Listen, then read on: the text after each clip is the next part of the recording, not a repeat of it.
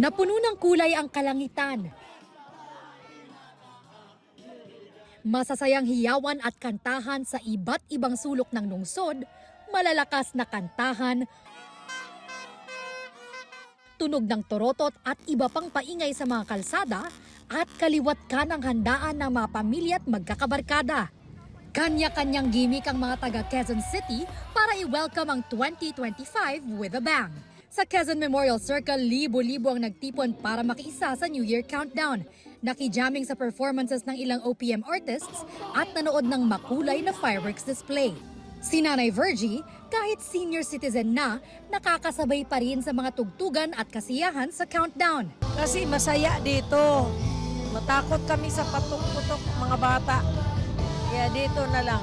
Taon-taon kami dito eh. Maganda dito kay masaya. Ang ilang apo niya, inabutan na nga ng antok kakahintay sa New Year. Matulog lang dito. Magdala-dala kami ng mga sapin. Tapos pagkain. Ayun lang. Ang pamilya ni Lorraine dito na rin naglatag ng medianoche nila. First time daw nila na hindi team bahay ngayong salubong sa New Year. Para magbago yung namin, yung pagse-celebrate namin. Tsaka gusto rin kasi namin manood nung ngayon, yung ma-experience yung year-end party. Kakaiba talaga kasi nandito kami lahat. Tsaka merong mga banda. Mahilig din kasi sila sa banda, yung mga bata mahilig eh. Ang iba naman, pinasigla ang mga kalsada at bahay nila sa pagsalubong sa bagong taon. Kahit simple lang daw ang handaan, ayos na basta't kasama ang mga mahal sa buhay. Masaya, and then kompleto yung family namin.